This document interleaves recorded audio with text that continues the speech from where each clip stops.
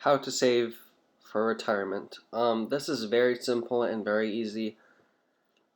So basically, what you have to do, there are several ways of doing this. The more traditional way is doing it through the stock market. This is general knowledge, so most of the people who listen to this, if you know something about financial stuff, will know how to do this.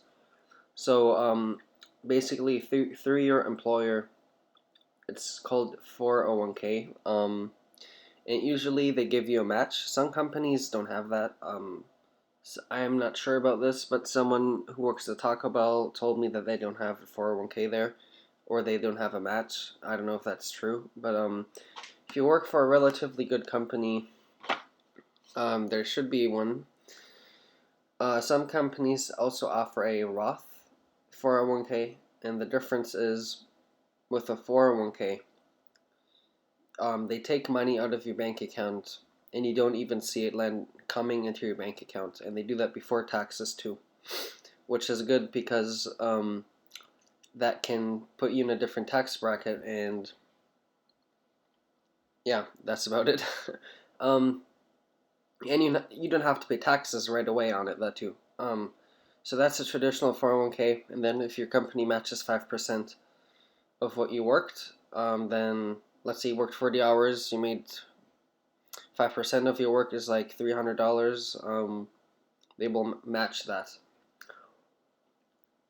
So if you put $300 in, they put $300 in, basically. A Roth 401k is when it's after tax, so you pay the taxes later. And then there's something called a Roth IRA, which companies don't offer. It's like individual, independent account, basically. There's also something called the IRA.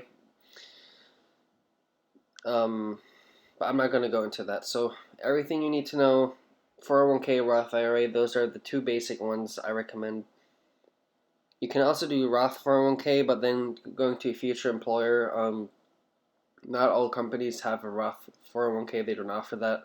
And then you would have to convert your retirement account, and if you convert it in the wrong way, you can lose the money.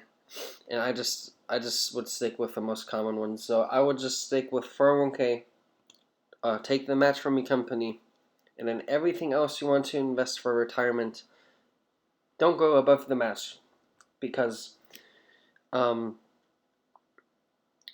when you turn 59 and a half, for now, they might make it even later or older. I hope not. It works like this. So basically, let's say you put 30 for 30 years, you put the match in your 401k from your companies you worked for. Um, you basically probably have $1 million in your account, and I'm not even joking. That's pretty realistic. It really depends on the market. It could be anywhere. Depends on how much you made, obviously, but it could be anywhere from 800,000 to 1.2 million. And then you still get Social Security on top of that. A lot of people don't save up for retirement. Anyway, all of that will be taxed, unfortunately. Even Social Security, the Social Security, they take the 7 best earned years through your whole life, and then they calculate that from that. But anyway, let's say you decide to take 40,000 or 50,000 every year out of your 401k for retirement. Um, they will tax you on that money just like somebody who works for the whole year and earns $50,000. They will tax you just like someone who's working and making that money with the 401k. But the good news is with the Roth IRA, they can't do that because you already paid it with post-tax money. So you get paid, right? And then um, you can have automatic deposit in your brokerage account. I've set it up a few days ago, but after you get paid, after the money is on your bank account and the taxes have been taken out, then you put it in your Roth IRA. Um, and then if you do that for 30 years, you probably have less money, but they can't tax you on that. And the future, is nobody can predict this, but it's most likely that in the future we will have more taxes. Unfortunately, that's what at least what I think. So yeah, and the way to do this is the best way is to set up an automatic deposit into your Roth IRA. So the issue is with your 401k at your work, you don't really have to think about it because it's most likely in like a target retirement fund and a mutual fund. Mutual fund is uh, like an index fund, but people are actively managing your stocks. And with like index fund, like the S&P 500, which is a collection of stocks, which is the 500 biggest or best companies in the U.S. Nobody's really trading within that. It's just like how the market is. Um,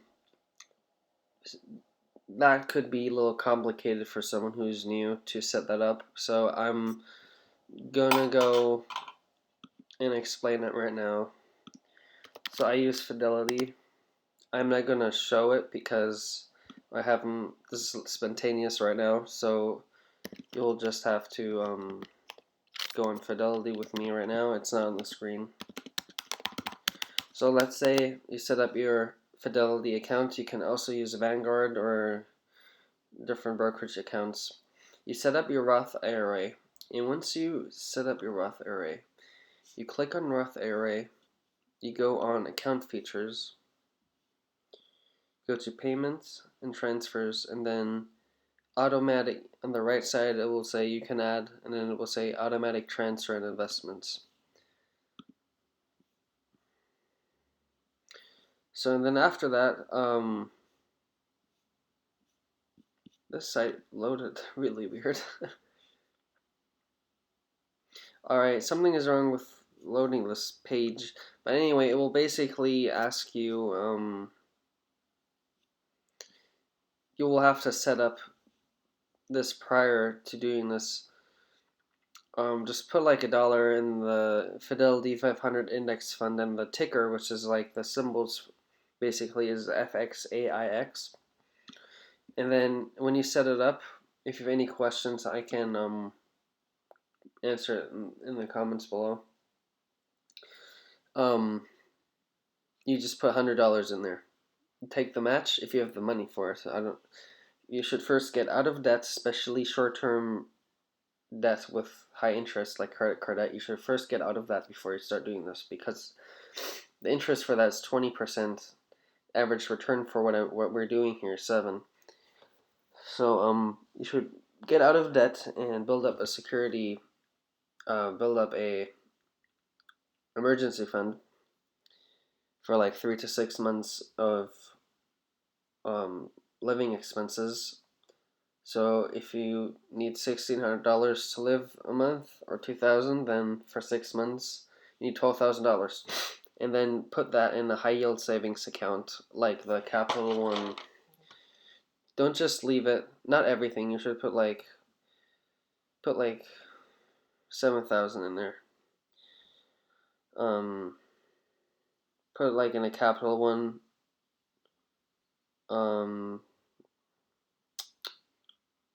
360 performance account has like 1.5% right now, and then the rest just keep it in a regular Bank of America checkings account or something. And yeah, take the match from 401k. Put $50 or $100 every month. You can put $500 in there if you want. It's up to you. In that Roth IRA, set up the automatic deposits. So you don't even have to think about it. You will forget about it, and you will not want to do it actively and go out of your way to have less money. It will help you in the future, but I would do all of these things, and then you should not have to worry about retirement. You probably have $1 million or more in your when you're 59 and a half in all of your retirement accounts, and you still get Social Security on top of that. So, but keep in mind there's inflation, so $1 million when you're 59 and a half is not worth $1 million today. So you'll probably have, I don't know, you can calculate this on your own. Probably $700,000 in today's money when 59 and a half, and that's way better than having nothing or just living on $900 a month on Social Security. So if you have any questions, let me know.